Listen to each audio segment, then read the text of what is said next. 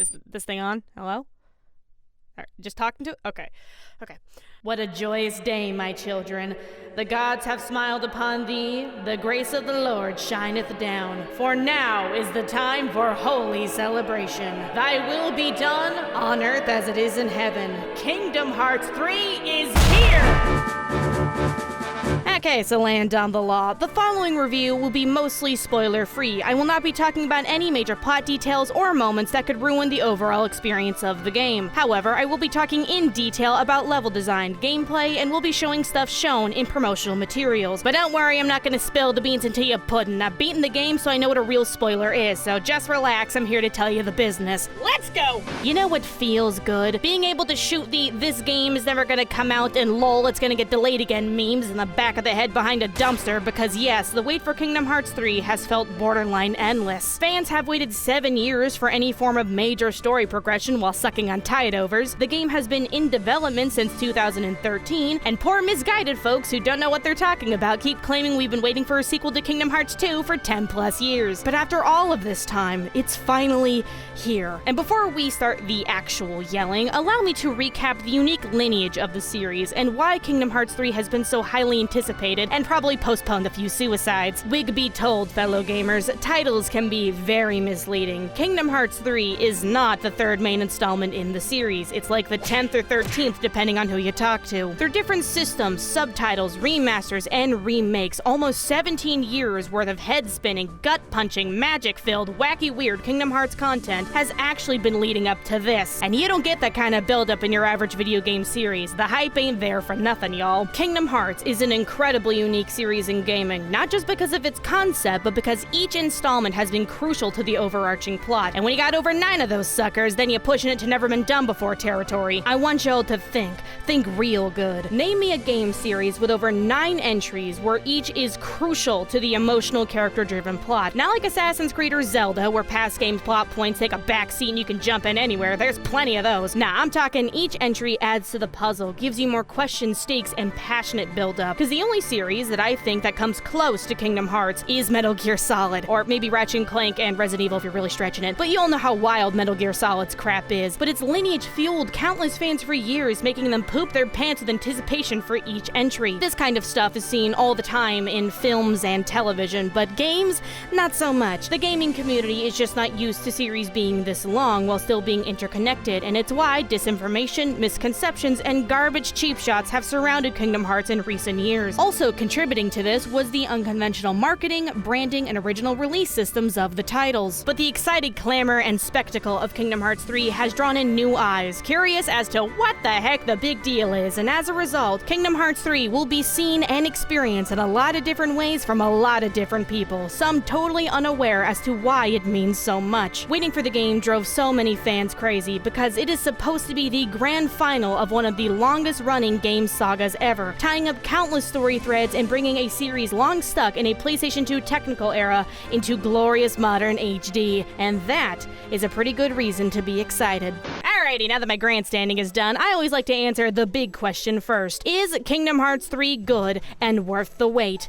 Yes, it's incredibly good. I have been with this series since Kingdom Hearts 1 first came out in 2002 when I was gross and illiterate, and the one word I would use to describe Kingdom Hearts 3 as a longtime fan is satisfying. Now, to be fair, it isn't perfect 10 out of 10, it has some obvious issues, but the good is so good it greatly outweighs the bad. Kingdom Hearts has never been a perfect series, not by a long shot. It's like having a piece of paper and a really sharp pencil. Punching holes through it is easy, but that paper is crisp, bright, unique, and has my hopes and dreams written on it. It's a series greater than the sum of its parts, never leading the pack, but happily off doing its own thing. Now, each installment has always excelled in areas others haven't, and Kingdom Hearts 3 continues that trend, easily putting past game aspects to shame and improving on some of the weakest parts of the series, but also lacking some of the finer details fans have grown accustomed to, along with missing the mark on some wide-open opportunities. But don't be mistaken, Kingdom Hearts 3 is the grand conclusion to the Dark Seeker saga we have wanted wanted, and it knows that. It doesn't pull punches or ever lets off the brakes, giving some truly jaw-dropping moments both in the Disney worlds and in the main story. It delivers on so much build-up, and this is the title that captures the Disney magic the best, mixed in with infectious charisma just like a homemade pie but with billion-dollar IPs everywhere. With over-the-top gameplay, huge detailed level design, it ain't no leap, it's a rocket launch right into a warm hug. It is unapologetically a video game, aka as video gamesy as a game can get. Now, if you're a fan, obviously you should play Kingdom Hearts 3 if you haven't already, and of course you already have, since y'all are currently flooding Twitter with your snarky hot takes and clapbacks that literally make me constipated. But to you new folks who have been eyeballing the game from a distance, now curious if you should take that plunge, let me say this in the nicest way I can. Kingdom Hearts 3 is a game for fans, but if you are a newcomer, you will still have a blast playing it, and there isn't anything wrong with this being your first experience with the series. If you understand that the main story will most likely fly clean over your head, Kingdom Hearts 3 is still very much an enjoyable ARPG, no matter which way you slice and dice it. Although, because this game is meant to tie up tons of story arcs, a majority of the grander moments require some kind of investment and knowledge in those arcs for full impact. So I highly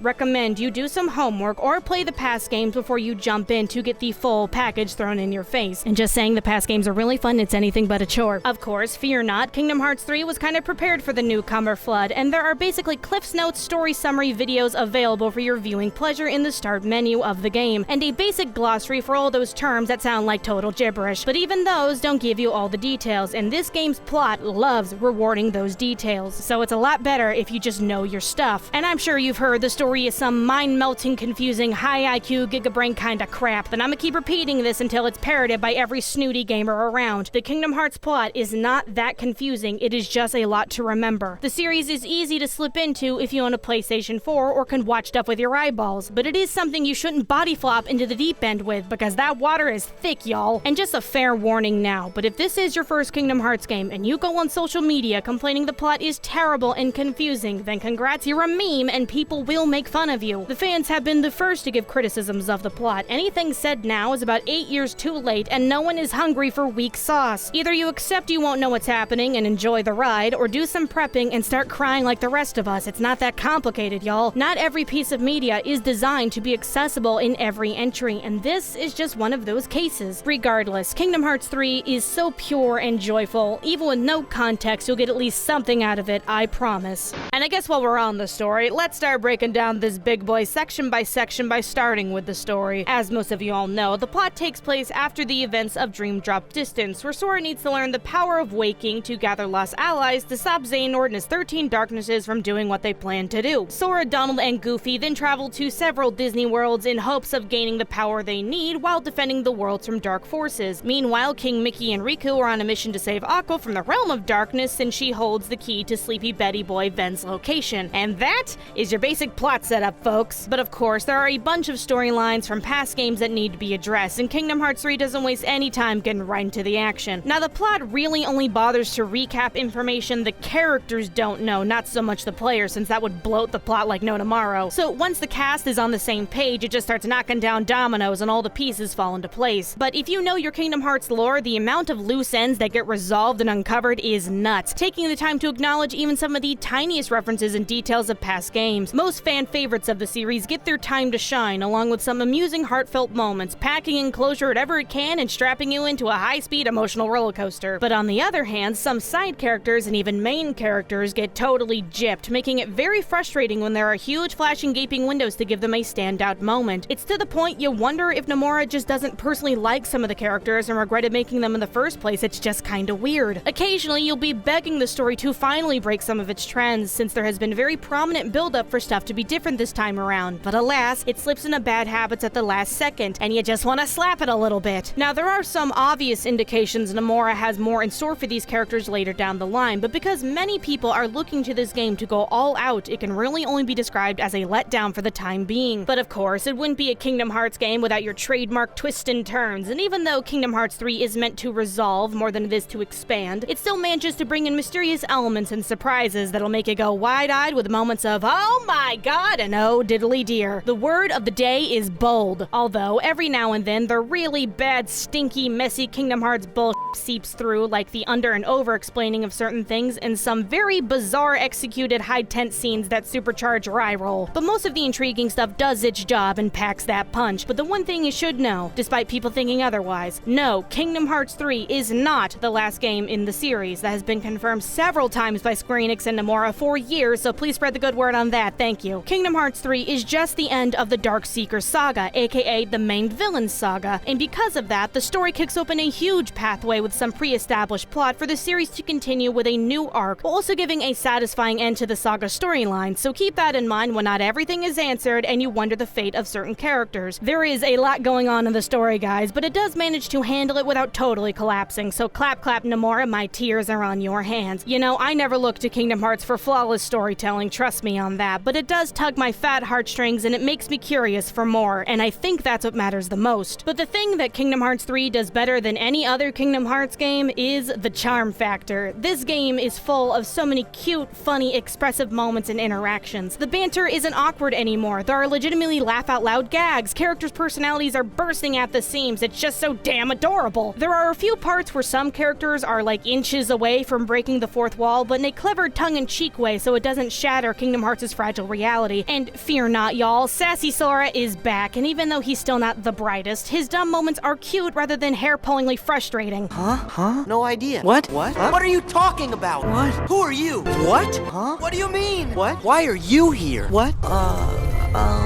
What are you saying? What? Basically, they have toned down the stupid and made him charismatic again, yeah yeet. Also, the emotional one-liners are back in full swing, making you bawl like a baby, and it gives you new quotes you can plaster all over your vague tweets. The charm carries over into the Disney characters as well, capturing the feel and fun of the films to a T instead of some hollow, sorta similar imitation. And speaking of the films, plot-wise, the Disney worlds fall into two categories. The story is either a point-by-point retelling of the film's major moments, and Sora, Donald, and Goofy are there while it goes down, or the Disney plot takes place after the movie with an original story while still referencing the past events of the film. Either way, you need to know your Disney source material, because even when the plot is basically retold frame by frame and word for word, it skips plot details that actually make sense of it all. But if you've seen the films, you're totally fine. You'll be very impressed with how accurate some of these scenes are. And one big thumbs up for me is that the Disney worlds in most Kingdom Hearts games have always felt like filler, but Kingdom Hearts 3 has addressed this issue by interweaving the main story in Disney stories considerably well now, so it feels like all of this isn't a total waste of time.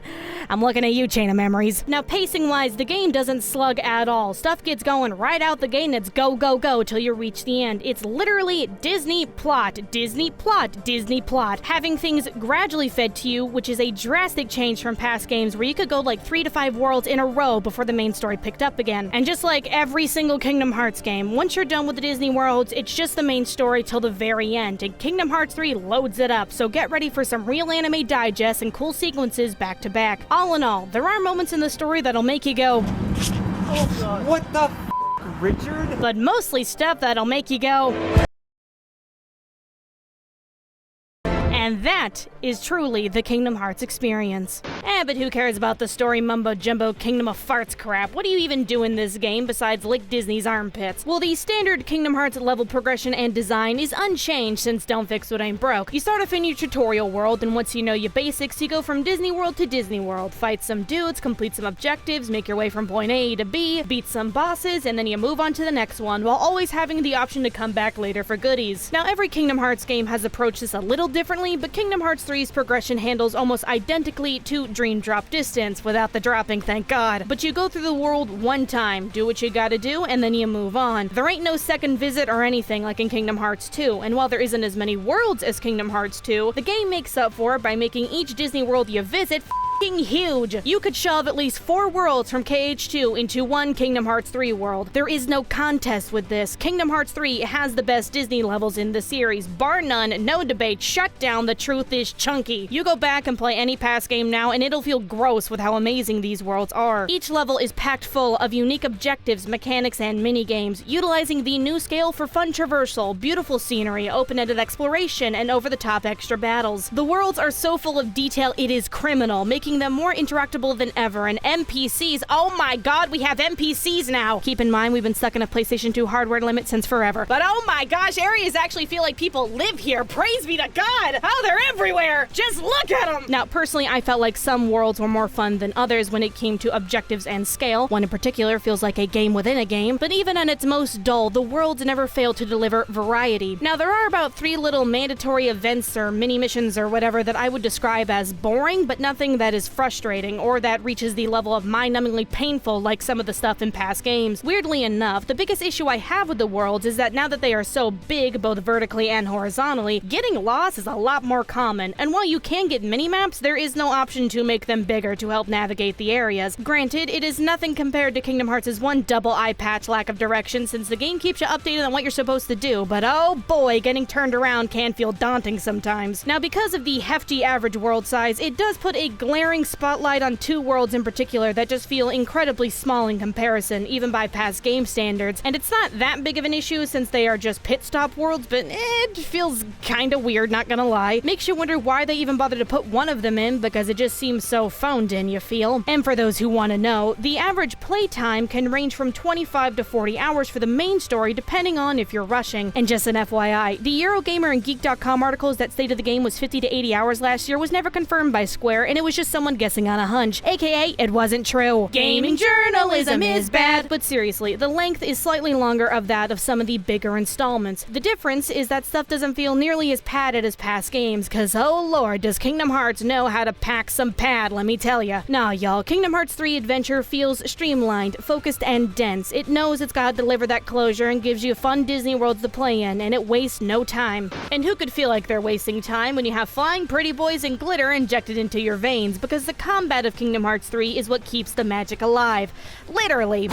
So the real-time action RPG combat is back, and once again the formula introduces new mechanics so you can wipe the floor with excessive finesse and style. So Kingdom Hearts 3 takes a lot of systems used in past games and gives them a little twist to make something of its own. The best way to describe it is Kingdom Hearts 2's base combat and then some. You have your basic attack combos and magic, but now it's mixed in with Keyblade transformation, shot locks, flow motion, character limits, links, and attraction flow. And when you mix those together with your dodge rolls, jumps, blocks, air steps, and wall running, you get the most flashy, fun, expansive, chaotic combat the series has ever seen. Now, Keyblade transformations are definitely the core of the combat, where you can have 3 Keyblades equipped at the same time, and when you build up your combo meter, that key can enter a unique transformation that changes your moveset and abilities, topped off with a special finisher that activates my almonds. Personally, I think they're great, and it addresses a long-running habit of past games where most Keyblades were quickly discarded since you just picked the ones with the best stats. But now that Keyblades and drive forms from Kingdom Hearts 2 have essentially been fused, all Keyblades are useful depending on your playstyle. And this is reinforced by the fact that you can level up Keyblade stats now, so no one gets left in the dust. But those are really just the tip of the iceberg. Kingdom Hearts 3's combat can be described with one word: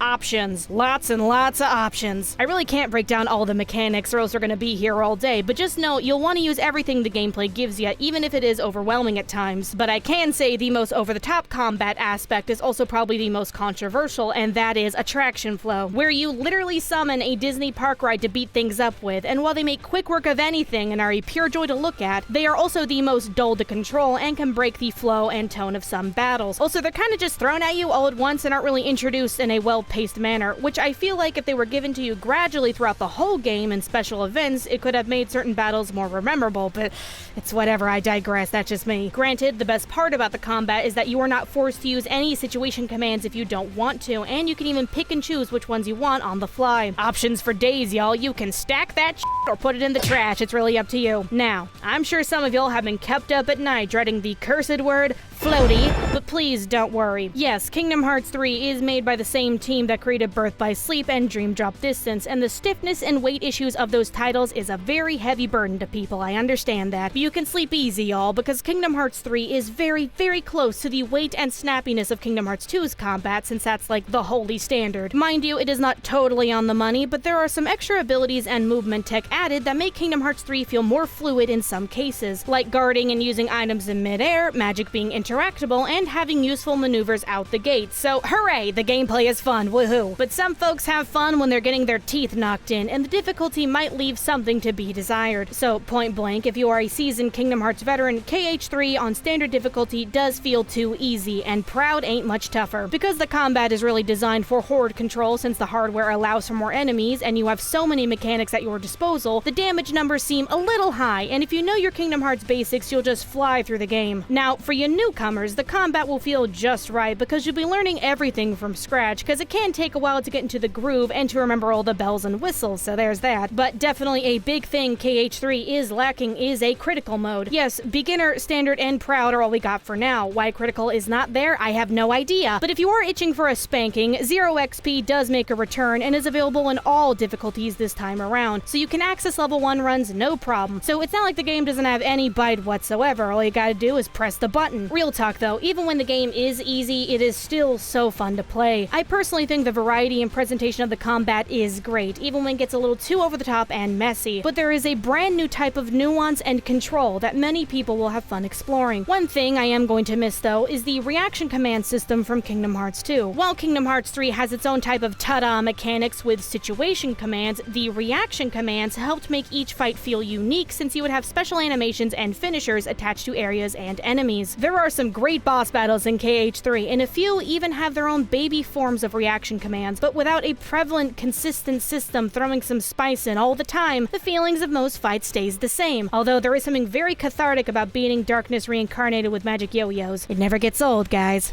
But combat depth is for nerds. It's the superficial that sucks in the gamers. So how about them looks, them sounds, them gosh dang frames? So to put it simply, KH3 looks great, sounds great, and flexes on Disney just because it can. So, fun fact, originally KH3 was supposed to be made in the Luminous engine, aka the Final Fantasy 15 engine, but about 1 year into development, the team decided to switch to the Unreal Engine 4 for various reasons, and oh my god, they worked that boy to the bone. The Disney worlds look incredible, like straight out of the films incredible. It's excessive sometimes, blurring the lines between the films and the game. Now, the engine is really geared towards the 3D animated Disney/Pixar worlds, and the original 2D characters can take some getting used to since we're not used to seeing them that way, but oh my god, we have come a long way since the PlayStation 2 and even Kingdom Hearts 0.2. Everything is detailed and oozing with effort, going the extra mile to add little touches everywhere. No joke, it is one of the best looking games I have ever seen because it just nails the artistic style of the source material. One of the big factors that affected KH3's development time on top of the engine switch was the fact that every Disney asset had to be reviewed and approved by quality assurance folks at Disney, who were incredibly picky and protective around the properties, having tons of back and forths over little things like characters' sightlines. There was just a ton of time dedicated to emulating Disney perfectly, and it totally pays off. The original characters look great as well, with a new level of expression and gorgeous aesthetics. We have been seeing the same models for the last 17 years, and with a massive leap like this, you would imagine things could get lost in translation, but nope, it's like slipping into a warm, comfy shoe, smoother and sexier than ever before. KH3 is truly Nomura's weird flex but okay extravaganza, and it's so extra, I love it. The game also has some of my favorite Heartless designs, and they match up very well with their Disney world, specifically some of the bosses. Now, the Unverse variety is kinda lackluster, but they're only used in 2 places. If there were just a few more designs, and if the game didn't reuse one that kinda broke the mood of one of the bigger battles, then it'd be all good in the hood. But cool designs and graphics don't mean much if they move like a JPEG, and poor technical performance can poop on any parade. Now, full disclosure, I played on a PlayStation 4 Pro, but from my experience, the game runs great on it. I think I encountered about 2 or 3 frame drops throughout my first 30 hours, and that was really it. Now, from what I have heard, the standard PlayStation 4 starts revving up and struggles in a few specific areas, but nothing that is game-breaking. You won't find an abundance of bugs or crazy glitches. Kingdom Hearts games have always had a very strong layer of polish on them, and you can totally taste it here. Although, I did come across one glitch, air quote, where I beat the mission the second I failed it, which I'm guessing confused the programming because the camera locked midway into the ground when I was free to move around again. Freaked me out for a bit, but then I just reset the camera with the gummy phone and it was fine, so nothing major to worry about, y'all. But speaking of the camera, sorta, because there is so much going on in the combat and you'll be bumping uglies with so many dudes, the camera can have a hard time keeping up occasionally, but it's literally the same as past games. Shockingly, if you do an animation while hugging a wall, the camera gets scared but then immediately readjusts itself. Basically, what I am saying is that the game is indeed purty. But one of the biggest staples of Kingdom Hearts' success has been its music, and Lord Almighty, KH3 does not hold back. The classic Disney World tracks are present once again, giving you thematic bops to listen to while running around, but this OST feels much more grand than past installments. You can tell there was a bigger production budget this time around. Instead of just Yoko Shimomura by herself surrounded by 30 instruments in a broom closet, there is a greater use of orchestras, choirs, and I don't know, just sound. You got a bunch of new tracks and remixes of beloved themes that hit really hard, and it's just... oh, really, really good. It does that thing that my brain likes. I don't know how to explain it. Now, I know the new opening theme of the game, Face My Fears by Utada and Skrillex, is a little polarizing for people, and hey, music tastes be like that, to each his own. But personally, I like it. I don't think it's as strong as Passion/Sanctuary, but it does provoke a new feeling and gives the game a sense of identity, which I think is very important with any numbered Kingdom Hearts installment. Not to mention, Don't Think Twice has made me cry a lot, so I think mission accomplished? Yeah. And last but not least, when it comes to presentation, is voice acting, and oh man, there has been some changes over the years. So the Disney characters' performances are all great, except for one character where it sounds like they got some rando from The Office, and I don't know if I can say this other performance was bad because the dude didn't speak a word and it was very awkward for the 2 seconds he was there. But besides that, most of these sound-alikes are dead on, and a good amount of the OG film cast reprise their roles, so ta-da, it sounds good, cool. Now, main cast-wise, everyone does their job, and Haley Joe Osment is like 30 now, and he can still pull off Sora, so that's impressive. However, Master Xehanort and Mickey have noticeably new voice actors, and they're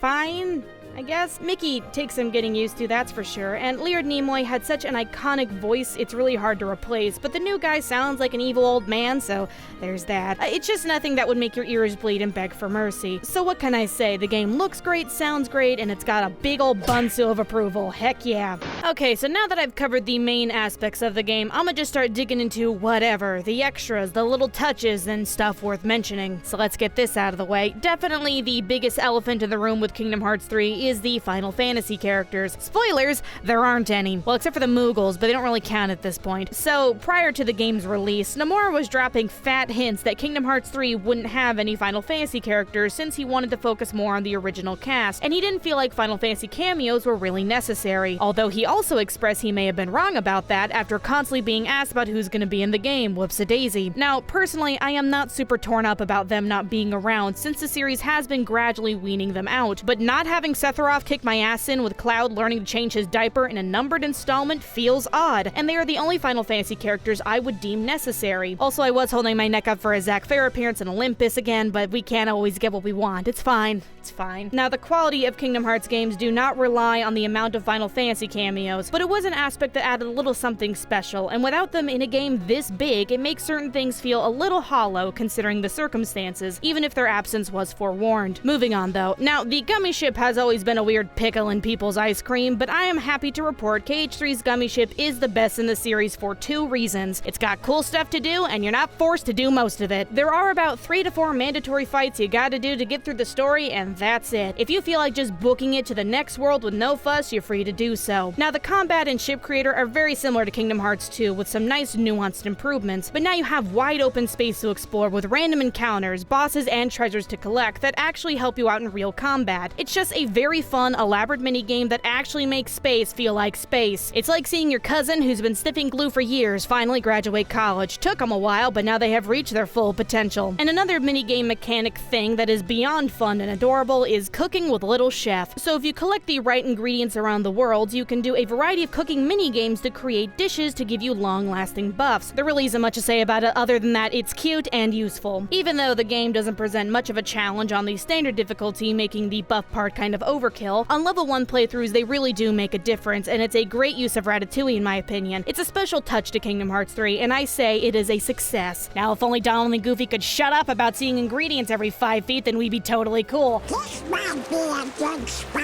to find some ingredients. You tested my patience, Duck! And the last mini thing is the Gummy Phone camera, where you can take pictures and selfies. Honestly, I thought this was just going to be a slapped-on feature, but it actually has a purpose, so that's kinda neat. All I can say, though, is that it's really fun to use, and you can completely meme up everything in the game now with ease, so happy snapping gamers, make good use of it. Now, you can tell KH3 wanted to improve on some of the lesser thought-out mechanics and details of past games, and there are some nice quality-of-life additions and changes that I just just want to point out for a sec. As already mentioned before, you can block and use items in mid-air now, and it's one of those things you didn't realize how convenient it was until you got it. You can now teleport to different save portals via save portals instead of having to leave the world to select the one you want. There is now a retry and prepare option in the death menu, so when you die, you can adjust your gear and then immediately try the battle again. The game allows you to keep all versions of magic instead of it being replaced by the strongest one you get, and you get 3 presets for your quick commands, which you can switch on the fly, allowing you to basically have 12 quick commands instead of 4. You can skip intro sequences for attraction flow and links using square, and you can turn off the long keyblade transformation animations in the menu if you want to speed up combat. You can get an item called a Kupo coin, which acts as a Kingdom Hearts Phoenix down, where if you are killed in battle, it immediately brings you back, but you can only buy and hold one at a time, so don't think you can totally abuse it. And probably the most superficial thing is that when you return to a world after the main plot, there are subtle differences, and it actually feels like life is continuing on there instead of existing in some frozen timescape. I don't know, these are just helpful, neat features that I noticed, and I hope to see them again in future installments. But now on to the big one, the extras. Okay, so while the game does have posts and content, as of now, it is kind of minimal. Don't get me wrong, there is a ton of stuff to collect, minigames, extra battles, and a very challenging super boss, but compared to some past games, not all, it feels more like a salad rather than an entree, if you know what I mean. But the main story feels complete, there's no doubt about that, and I don't know about you, but not many people buy a game just for the post-story extras. It's not exactly a deal breaker. But this does bring up the acronym that's like nails on a chalkboard to some, the possibilities of DLC. Now, I want to remind everybody before some of you all start screaming unfinished that Kingdom Hearts has basically been doing DLCs since before it was even a thing with their Final Mix re-releases, aka extra stuff that was added and changed roughly a year after the game came out. Kinda got a history of it, boys, please look it up. The vanilla versions of some past games weren't exactly a landslide with the extras either, and a lot of the stuff people love about those titles came later. But with the power of modern gaming technology and the fact that we aren't cavemen anymore, instead of having to buy a full-price re-release to get the extra goods, now we can just download them with a click of a button. Oh, happy day. While the team stated they didn't plan any add-ons in development since the main game was the focus, Nomura has recently expressed interest in doing DLC and update patches in the future, but he wants to avoid traditional season pass nonsense. So extra post-game content, changes, and additions to the main story can and will most likely be added later down the line. In fact, many issues I take with the game could easily be addressed in patches or DLC, since I think the core fundamentals of the experience are solid, so they can really only enhance rather than detract. I know people can view after-launch add-ons or fixes as a sign of greed or incompetence, but I am not going to complain about getting more Kingdom Hearts, y'all. But of course, some people will, and I pray to God I'm dead before then, you toe-sucking killjoy. Gosh, what a mouthful. So now we come to the part where I make some intellectual analogy about how Kingdom Hearts 3 represents the end of people's childhoods, or something about nostalgia and blah blah blah blah blah. And you know what? I could easily do that, but instead, I'd rather just be blunt. Kingdom Hearts 3 advertised exactly what it was. Nomura was transparent about the development, and the story leading up to it told us how it was going to play out. KH3 followed through on its promise to conclude one saga, and whether or not you feel like it did a good enough job is up to you. But Kingdom Hearts 3 adds a new feeling to the series that I have wanted for so long, although I can understand people feeling disappointed depending on their perspective and expectations of the title, since the shortcomings may be too much for folks. I cannot tell you how to feel about this game, and you are allowed to own your own level of satisfaction. But KH3 put itself in a very weird position, having half its experience basically incomprehensible to newcomers with its story, but also trying to please hyped-up, dedicated fans after years of waiting. It's a perfect storm for mixed opinions, loud internet debates, hot takes galore, and aggressive stances, and from a bird's-eye view, it seems we're going to be in this noisy state for a while. But I personally think the best way to view the game is a cherry on top to a layered cake unlike any other. I don't see Kingdom Hearts 3 as the end-all sale of the series that's meant to totally curb stomp previous titles into irrelevancy, but as a worthy addition that complements everything that came before. I am in it for the whole cake, y'all, not just the cherry. I have grown up with this series, from adoring it to despising it to full-on embracing it, and even when its ups and downs gave me whiplash, I have always loved Nomura's wild ride, and I don't plan to get off anytime soon. And now that we have some resolution of several storylines, I have never been more excited for the future of the series, because it has more freedom than ever to explore new ideas and do its own thing without the big three looming over. Kingdom Hearts 3 is an end to many things, but also a beginning, and now that it's said and done, all we can really do is just watch.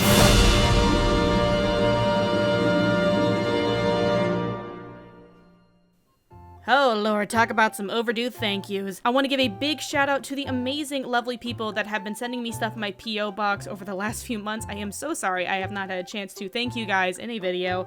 But to the people who have sent me games, a lot of Kingdom Hearts merchandise, gift packages. Someone sent me a full-on, like, debugged Xbox, which was amazing, honestly. I like it. It's super cool. And I've gotten tons and tons of Kingdom Hearts stuff. So the people who have been sending me things, thank you so very much. It brightens my day so much. So I'm so sorry I didn't get a chance to thank you guys before, but hopefully this will kind of make up for things. So bless you all. But Kingdom Hearts 3 is officially in the past, and we are moving on now. And you know where you should move on to is my side channel. Yeah, that's right. I have a side channel now where I upload all of my Twitch streams, or most of them, like the big important ones that people don't want to miss out on. And I will be uploading a complete reaction highlight to all of Kingdom Hearts 3 on that channel. So if you're curious like what my initial reactions were to all the spoilers, it'll be on that channel. So go subscribe to my side channel, guys. There's things on there. I upload stuff there. It's just like, you know, just stuff I whip up. Nothing super high production value, but it's cool. Recommend checking it out. I also have a Twitter, which I am very active on. If you want to know my opinions on things or talk to me or just see what I'm doing, go on my Twitter. I do things on there sometimes. And go figure, I also have a Twitch, so if you want to see live gameplay and, you know, see how bad I am at stuff for realsies, go ahead and check that out. It's kind of worth it. You know, it's fun. We like to have fun here. And if you want to directly support my content and get a lot of behind the scenes stuff and, you know, get on in with the crowd, go ahead and check out my Patreon. Information down below. You don't have to, obviously, but supporting me does help out a ton, and I really try hard to give out some pretty decent rewards. So yeah, do that. Other than that, I'm really tired, guys. I've been up for like 20 some hours, and just the Kingdom Hearts 3. We're here anyway.